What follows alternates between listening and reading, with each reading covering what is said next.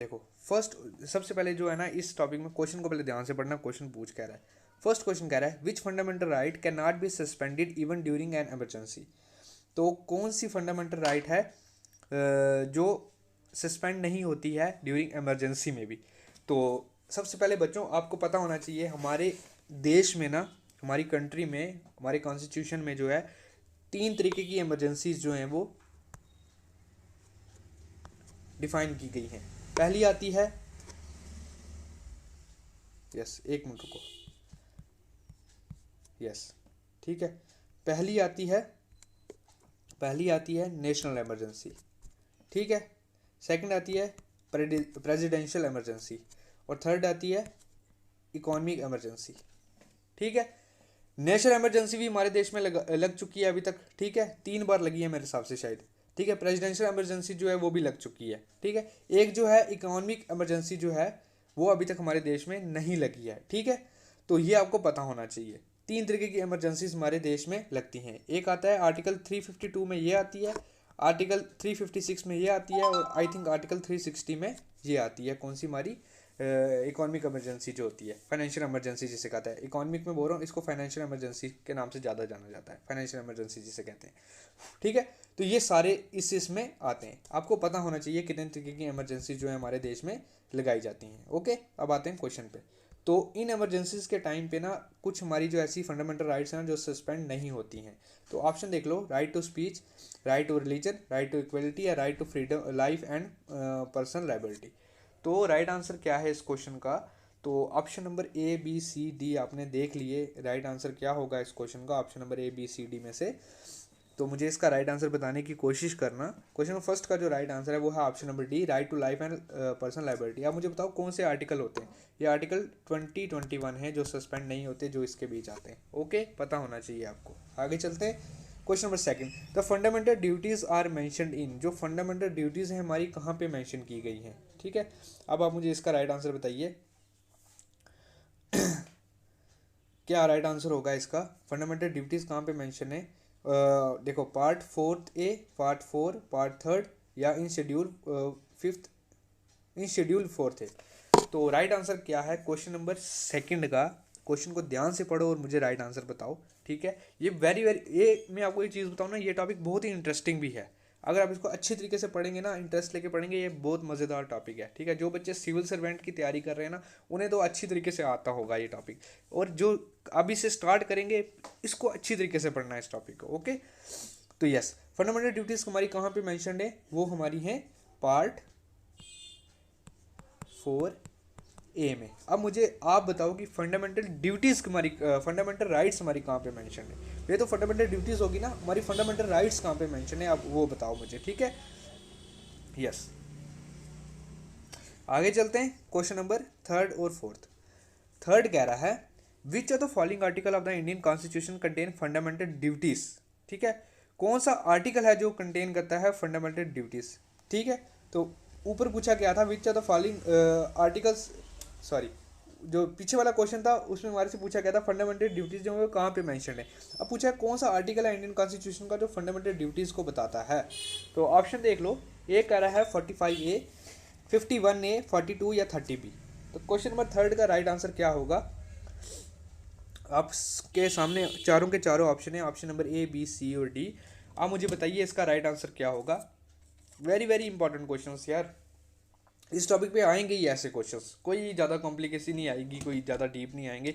यही क्वेश्चंस आते हैं क्योंकि यही बेसिक है और यही क्वेश्चंस पूछे भी जाते हैं मैक्सिमम एग्जाम में। तो बताइए इसका राइट आंसर क्या होगा? फंडामेंटल कौन से आर्टिकल में जो है वो फंडामेंटल ड्यूटीज जो है वो मेंशन है। तो इसका जो राइट आंसर है वो है article 51A, option number B. Question number fourth, which of the followings are fundamental duties. तो इनमें से कौन सी जो है वो फंडामेंटल ड्यूटीज़ हैं?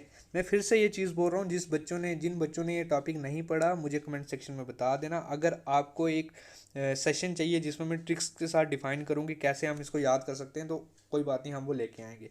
वो तभी होगा जब अगर आपको वो चीज़ ऐसी कोई ज़रूरत हुई, आप मुझे बताओ कमेंट सेक्शन में, तभी हम लेके आएंगे। ओके, तो बताइए फंडामेंटल ड्यूटीज़ कौन कौन सी हैं। ए कह रहा है safeguarding public property, second कह रहा है protecting the sovereignty, integrity and unity of India, third कह रहा है developing scientific temper and humanism, and fourth is all of the above. So friends which option is right for this question? Question number 4, which of the followings are fundamental duties? तो बताइए fundamental duties इनमें से कौन सी हैं? ठीक है, yes. तो इसका जो राइट आंसर है वो है option number D, all of the above. ठीक है, yes, all of the above. पहला आगे देखो, इसमें हम डिस्कस करने पे आए ना, तो सेफ गार्डिंग पब्लिक प्रॉपर्टी में हो गया कि जैसे हम क्या करते हैं कि पब्लिक प्रॉपर्टी कोई भी है उसको सेफ गार्ड में उसको सेव करके रखना, उसको बचाना, ये भी हमारी जो है वो फंडामेंटल ड्यूटी है।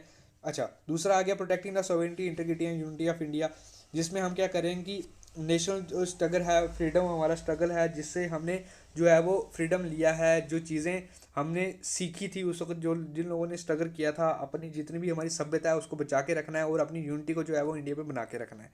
थर्ड आ गया developing scientific temper, yes, define scientific temper and humanism, ये भी एक जो है इंपॉर्टेंट फंडामेंटल ड्यूटीज़ है। तो तीनों जो हैं वो इसी में आती हैं। ओके, आगे चलते हैं क्वेश्चन नंबर 5th और 6th। 5th कह रहा है which of the following, yes, which of the following committee suggest incorporating fundamental duties in the Indian constitution? किस कमेटी ने सजेस्ट किया था कि इनकॉर्पोरेट किया जाए फंडामेंटल ड्यूटीज़ को इंडियन कॉन्स्टिट्यूशन में? तो ए ऑप्शन कह रहा है Malhotra committee, Raghavan committee, third कह रहा है Swaran Singh committee and Narasimhan committee. So friends which option is right for this question? Question number 5th, कौन सी कमेटी ने सजेस्ट किया था कि फंडामेंटल ड्यूटीज़ को इनकॉर्पोरेट किया जाए इंडियन कॉन्स्टिट्यूशन में? तो 5th का राइट आंसर क्या होगा? ऑप्शन नंबर ABCD में से बताने की कोशिश कीजिए, क्वेश्चन को ध्यान से पढ़िए, फिर उसका आंसर दीजिए और क्वेश्चन नंबर के साथ उसका आंसर दो। तो क्वेश्चन नंबर 5th का राइट आंसर क्या है? यस, क्वेश्चन नंबर 5th का राइट आंसर है option number C, that is Swaran Singh committee. ठीक है, तो स्वर्ण सिंह कमेटी इसका राइट आंसर है। यस, यस फ्रेंड्स, तो इसका जो राइट आंसर है वो है Swaran Singh committee, option number सी।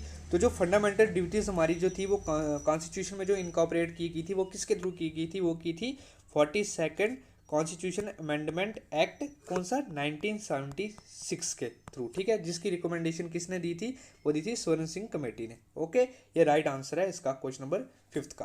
क्वेश्चन नंबर 6 देखते हैं। यस, एक second. Question number 6, which of the following articles of the Indian constitution contain the right to religious freedom? तो राइट टू रिलीजियस फ्रीडम जो है वो कौन से आर्टिकल में जो है वो इंडियन कॉन्स्टिट्यूशन में बताया गया है? तो ऑप्शन देख लेते हैं। ऑप्शन ए कह रहा है 25 to 28, 29 to 30, 32 to 35 या 23 से 24 के बीच में। तो बताइए कि इंडियन कॉन्स्टिट्यूशन में कहाँ आर्टिकल्स जो है वो राइट टू रिलीजियस फ्रीडम जो है वो कौन से आर्टिकल में जो है वो बताया गया है कॉन्स्टिट्यूशन के? तो क्वेश्चन नंबर 6 का राइट आंसर क्या है?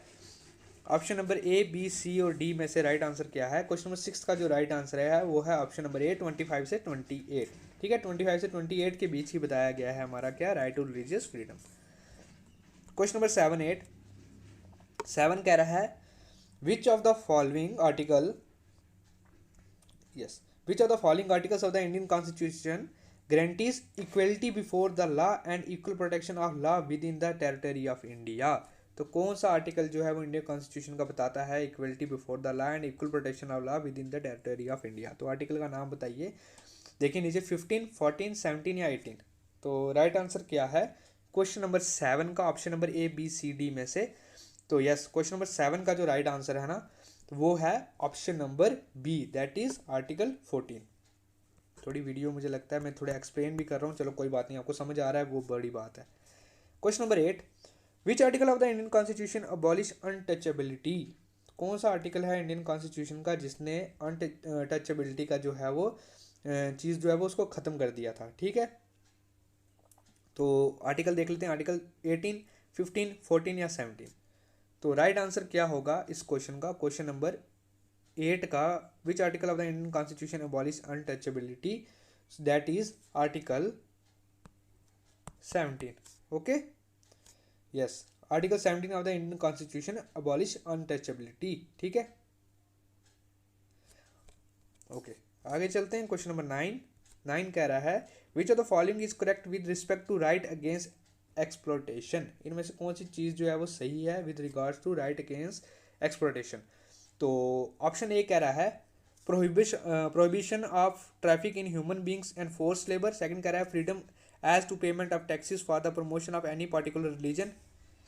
सी कह रहा है protection of interest of minorities, या फोर्थ कह रहा है इक्वलिटी बिफोर द लॉ। तो राइट आंसर क्या होगा क्वेश्चन नंबर 9 का, option number A B C D में से। तो बताइए इसका राइट आंसर क्या होने वाला है। Which is the following is correct with respect to the right against exploitation. तो इसका जो राइट आंसर है वो है option number A, prohibition of traffic is human beings and in human beings and force labour. और वो कौन से आर्टिकल के अंदर आता है, ये आता है आर्टिकल 23 से 24 के बीच, ठीक है, जो कि स्टेट कराता है राइट अगेंस्ट एक्सप्लॉयटेशन का, ठीक है, आर्टिकल 23 से 24 के बीच। Okay, yes, move to the next question, question number 10 और 11, 10 देखते हैं। In which of part of the Indian constitution the fundamental rights are provided. तो कौन सा पार्ट है इंडियन कॉन्स्टिट्यूशन का जहाँ पे फंडामेंटल राइट्स जो है वो प्रोवाइड की गई हैं। तो hairs the option, option number A part second, part third, part fifth, part fourth. So right answer क्या है, पीछे हमने पढ़ा था फंडामेंटल ड्यूटीज़ कौन से पार्ट में, उसमें हमने पढ़ा था फोर्थ ए। तो अब हमें बताइए कि फंडामेंटल राइट्स कौन से कहाँ पे प्रोवाइडेड है। वहाँ पे मैंने क्वेश्चन आपसे पूछ लिया था और सेम क्वेश्चन यहाँ पे आ गया है, ठीक है, और बच्चों ने इसका राइट आंसर मुझे दिया है कि यस, क्वेश्चन नंबर 10 का राइट आंसर क्या होगा, option number A B C D में से। ऑप्शन नंबर इसका जो राइट आंसर है वो है part third. Question number 11, the fundamental duties are included in the constitution of India by which of the following amendment act. Fundamental duties जो हैं वो हमारे इंक्लूड की गई हैं कॉन्स्टिट्यूशन में, कौन से कॉन्स्टिट्यूशन अमेंडमेंट एक्ट, और ये मैंने डिस्कस भी किया था। ये कह रहा है 40, 44, 43 या 42। तो इस सभी को बच्चों को इसका आंसर पता होगा, ठीक है। तो ये किसके थ्रू ऐड हुआ है, ये हुआ है 42 constitution amendment act 1976। Okay, yes. तो ये थे आज के क्वेश्चन जो मैंने आपके साथ डिस्कस किए। होप आप सब बच्चों को वीडियो अच्छी लगी होगी। चैनल को सब्सक्राइब करो, वीडियो को लाइक करना बिल्कुल भी मत भूलो, और मिलते हैं नेक्स्ट वीडियो में। तब तक के लिए जय हिंद।